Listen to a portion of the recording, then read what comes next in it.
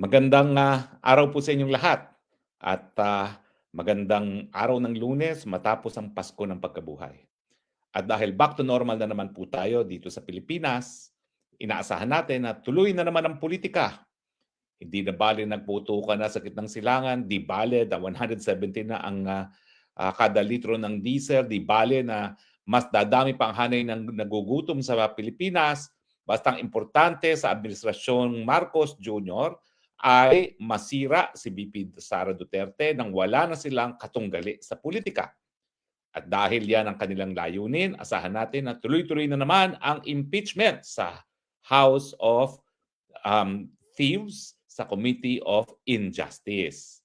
Ang tanong, nalaman natin na dahil wala pang ang ebidensya ang mga ihinaing mga complaints para sa impeachment ni VP Sara, abay ang House of Thieves, Committee of Injustice na ang naghahanap ng ebidensya laban kay Inday Sara Duterte. At sila ay nag-issue ng subpoena sa ombudsman para dalhin ang Statement of Asset Liability and Net Worth ni Inday Sara Duterte na hindi ko naman alam paano magpapatunay na merong krimen na gawa yan dahil wala naman talagang factual allegations kapag tumaas ang SALE ng isang tao. Pangalawa, abay pati mga bank records ni VP Sara ngayon ay sinusupina ng Committee of Injustice. Ang tanong, legal ba ang pagsupina ng Committee of Injustice sa mga bank accounts ni VP Sara at ng kanyang may bahay? Ang sagot ay naroon po sa Secrecy of Bank Deposit Act.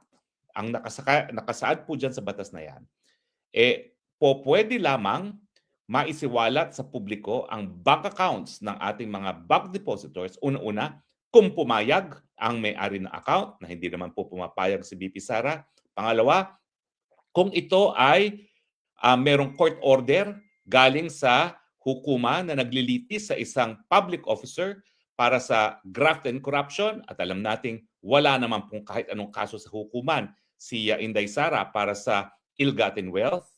Pangatlo, kapag ito ay hiningi ng Anti-Money Laundering Council pero dadaan pa po sila hindi lang sa ordinaryong korte kundi sa Court of Appeals pa, sang-ayon sa batas natin. At sa ngayon po, wala namang ganyang kasong hinahain ang Anti-Money Laundering Council. At pang-apat, pagdating sa impeachment cases. Ang tanong, bagamat nakasaad sa saligang batas na ang House of Representatives, ang Committee on Injustice, na siyang nagdesisyon na di umano na sufficient in form and substance ang mga dalawang impeachment complaints laban kay Inday Sara, miski wala namang narration of facts at wala pang mga ebidensyang naka-attach sa kanilang complaints, at ngayon nga ay naghahanap pa lang ng ebidensya sa pamamagitan ng SALN at bank deposits ni VP Sara, na dahilan kung bakit tinawag nating fishing expedition yan. Wala talaga silang kaso kay Inday Sara pero naghahanap ngayon ng butas gaya ng ginawa ng Quad Committee sa akin, ng Quad Committee laban sa akin. No? Ang tanong, yung dinidinig ba ngayon na impeachment complaints sa Committee on Injustice, ito ba ang impeachment case na tinutukoy ng batas? Well, nagkaroon na po tayo ng president dyan. Ang president po dyan ay nang hiningi ng Senado mismo, sitting as an impeachment case, ang mga bank deposits ni dating Chief Justice Renato Corona. At yan naman po ay dahilan kaya na-produce, kung hindi ako nagkakamali, ng ano bang bangko yun, na-absorb na siya ng PCI Bank ata, no? na ngayon ay naging Far East Bank na, ang mga bank deposits ni dating Chief Justice Renato Corona. Kaya bang gawin yan ng House Committee on Injustice? Ang sagot, ang sabi ng batas, pwede lamang masupina ang bank accounts ng mga depositor in connection with an impeachment case. Ang nakabinbin po ngayon sa Kamara de Representante ay impeachment complaints lamang.